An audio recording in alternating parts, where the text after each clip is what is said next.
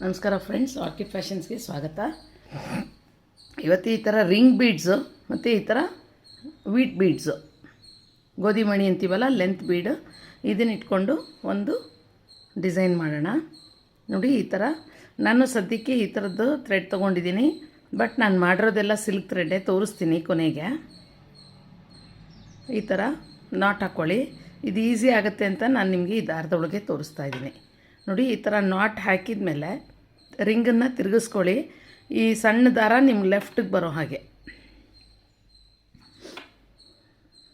ಇದರೊಳಗೆ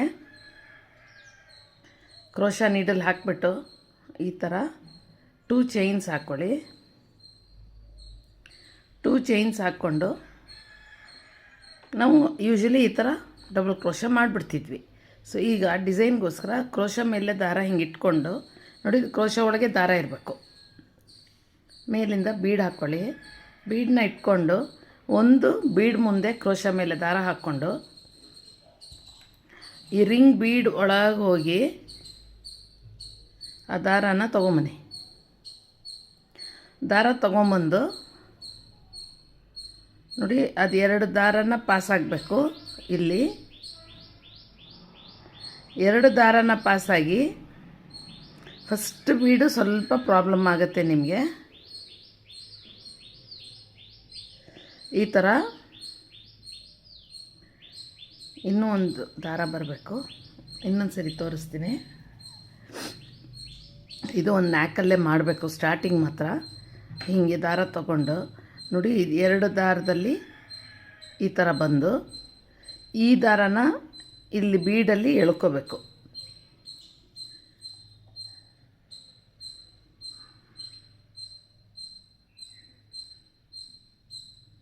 silk thread ಬರುತ್ತೆ. But silk thread ಸ್ವಲ್ಪ ನಿಮಗೆ ತೋರ್ಸೋಕ್ಕೆ ನಂಗೆ ಕಷ್ಟ ಆಗುತ್ತೆ ಅಂತ ನಾನು ಈ ದಾರ ತೊಗೊಂಡಿದ್ದೀನಿ. ಈಗ ಇದು ಲೆಂತ್ ತೊಗೊಂಡು, ಉದ್ದ ತೊಗೊಂಡು ಸ್ವಲ್ಪ ಈ ದಾರನ ಈ ಬೀಡೊಳಗೆ ಬಂದು ಇಲ್ಲಿಗೆ ಬರಬೇಕಾಗತ್ತೆ. ಸೊ ಪೂರ್ತಿ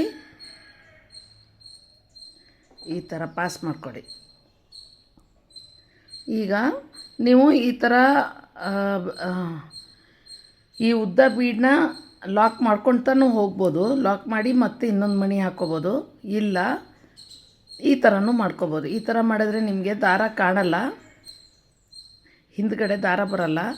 ನೀವು ಆ ಥರ ಲಾಕ್ ಮಾಡಿ ಮಾಡಿ ಒಂದೊಂದು ಬೀಡ್ ತೊಗೊಂಡ್ರೆ ನಿಮಗೆ ದಾರ ಕಾಣುತ್ತೆ ಹಿಂದ್ಗಡೆ, ಬೀಡ್ ಹಿಂದೆ. ನೋಡಿ, ಈ ಥರ ಉದ್ದ ತೊಗೊಂಡು ಇದನ್ನು ಇದರೊಳಗೆ ಪಾಸ್ ಮಾಡಬೇಕು. ಮತ್ತು ಇನ್ನೊಂದು ಬೀಡು ಇದೇ ಥರ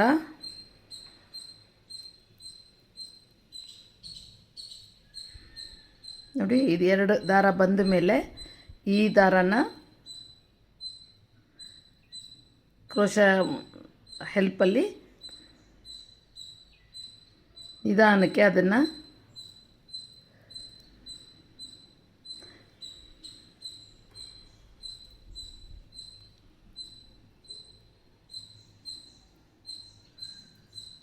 ಈ ಥರ 18 ಬೀಡು ಹಾಕ್ಕೊಳ್ತಾ ಬರಬೇಕು. 18 ಇಲ್ಲ 19 ಹಾಕ್ಕೋಬೋದು. ನಾನು 18 ಹಾಕ್ಕೊಂಡಿದ್ದೀನಿ. ಸೊ ಫುಲ್ ಫಿನಿಷ್ ಮಾಡೋಣ ಅದೇ ಥರನೇ. ಇಲ್ಲಿ ಇನ್ನೊಂದು ಹೇಳೋದು ಮರ್ತೆ, ಇದು ನಾನು ಕ್ರೋಶಾ ತೊಗೊಂಡಿರೋದು 8 ತೊಗೊಂಡಿದ್ದೀನಿ. ಈಗ 10 ತೊಗೊಂಡಿದ್ದೆ. 10ಅಲ್ಲಿ ಸ್ವಲ್ಪ ನಿಮಗೆ ಪ್ರಾಬ್ಲಮ್ ಕೊಡ್ಬೋದು. ಅದು ನೋಡಿ, 8ಅಲ್ಲಿ ಈ ಥರ ತಗೊಂಡು ಈ ದಾರನ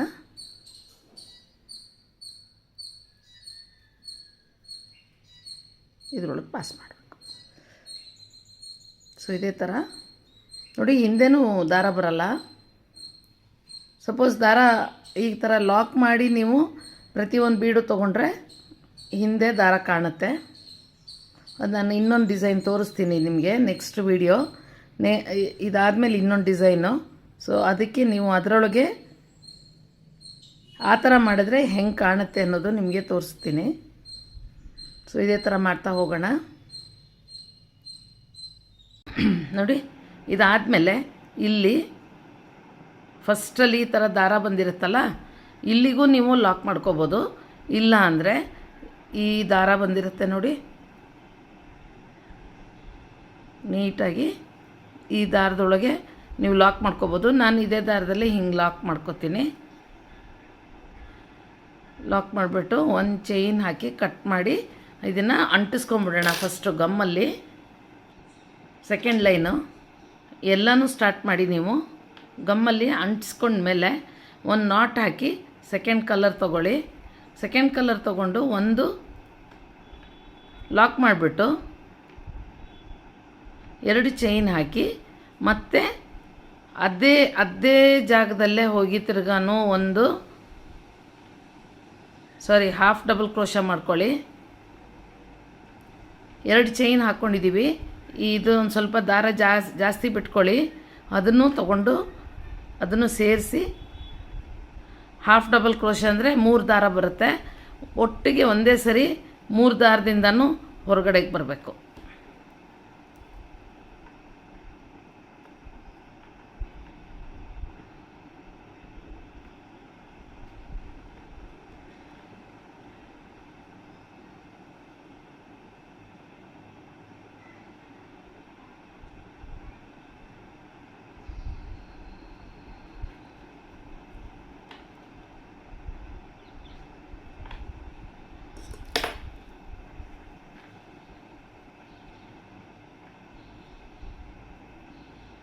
ಒಂದು ನಾಟ್ ಹಾಕ್ಕೊಳ್ಳಿ.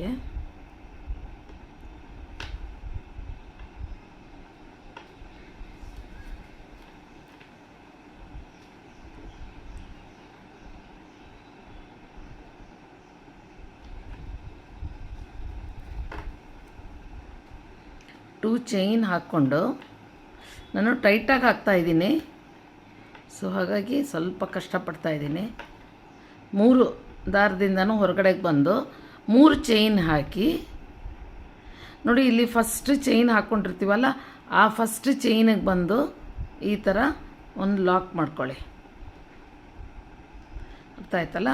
ಈಗ ತಿರ್ಗಾನು ಸೆಕೆಂಡ್ ಬೀಡ್ ಮಧ್ಯದಲ್ಲಿರೋ ದಾರಕ್ಕೆ ಹೋಗ್ಬಿಟ್ಟು ಒಂದು ಹಾಫ್ ಡಬಲ್ ಕ್ರೋಶ,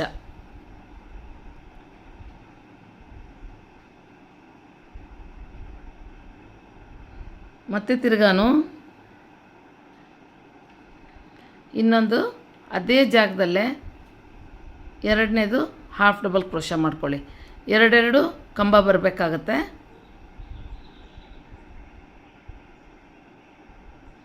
ಆಮೇಲೆ 3 ಚೈನು.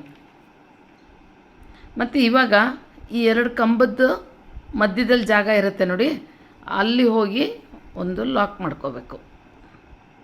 ಇಲ್ಲಿ ಒಂದು ಲಾಕ್.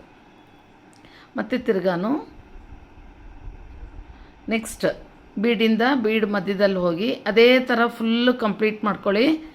ಒಂದು ಹಾಫ್ ಡಬಲ್ ಕ್ರೋಶ, ಮತ್ತು ಅದೇ ಜಾಗದಲ್ಲಿ ಇನ್ನೂ ಒಂದು ಹಾಫ್ ಡಬಲ್ ಕ್ರೋಶ, ಮತ್ತು 3 ಚೈನ್. ಮತ್ತು ಅದು ಬ್ಯಾಕ್ ಬಂದು 2 ಕಂಬನೂ ಸೇರಿಸಿ ಒಂದು ಲಾಕ್ ಮಾಡಬೇಕು. ಸೊ ಇದೇ ಥರ ಮಾಡ್ತಾ ಹೋಗೋಣ.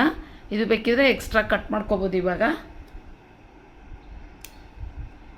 ಇದೇ ಥರ ಫುಲ್ಲು ರಿಂಗ್ ಮಾಡೋಣ. ನೋಡಿ, ಈ ಥರ ಕಂಪ್ಲೀಟ್ ಮಾಡ್ತಾ ಹೋಗಬೇಕು. ತುಂಬ ಚೆನ್ನಾಗಿ ಬರುತ್ತೆ ಇದು ಡಿಸೈನು. ಫುಲ್ ಹಾಕೋಣ, ಆಮೇಲೆ ಫೈನಲ್ಲಾಗಿ ಹೇಗೆ ಬಂದಿದೆ ಅಂತ ನೋಡೋಣ. ನೋಡಿ, 3 ರಿಂಗನ್ನು ಒಂದೇ ಸರಿ ಈ ಥರ ಮಾಡಿಬಿಟ್ಟು ಹಾಫ್ ಡಬಲ್ ಕ್ರೋಶ ಹಾಕ್ಕೊಂಡು ಮತ್ತು 3 ಚೈನ್ ಹಾಕಿ ಹಿಂದೆ ರಿಟರ್ನ್ ಬಂದು ಒಂದು ಲಾಕ್ ಮಾಡಬೇಕು.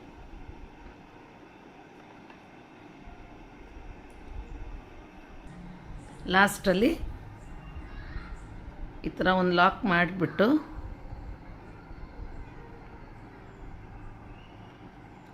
ಇಲ್ಲಿ 2 ಚೈನ್ ಹಾಕ್ಕೊಂಡಿರ್ತೀವಿ, ಆ 2 ಚೈನಿಗೆ ಬಂದು ಒಂದು ಲಾಕ್ ಮಾಡಿ, ಇಲ್ಲ ಅಂದರೆ ಸ್ಲಿಪ್ ನಾಟ್ ಹಾಕಿ ಕಟ್ ಮಾಡ್ಕೊಳ್ಳಿ. ಒಂದು ಚೈನ್ ಹಾಕಿ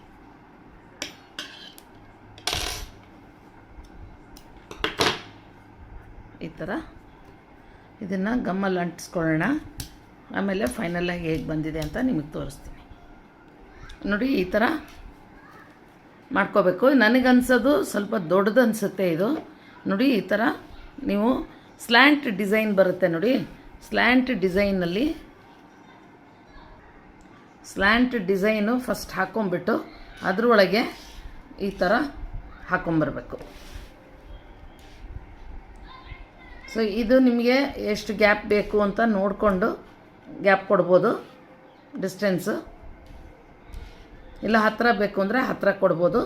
ಸೊ ಈ ಥರ ಬರುತ್ತೆ.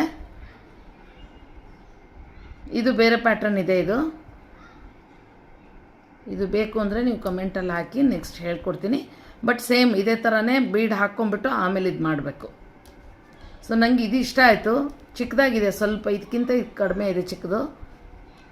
ಸೊ ಯಾವ್ದು ಬೇಕಿದ್ರೂ ನೀವು ಮಾಡ್ಕೋಬೋದು. ತುಂಬ ಚೆನ್ನಾಗಿ ಬರುತ್ತೆ.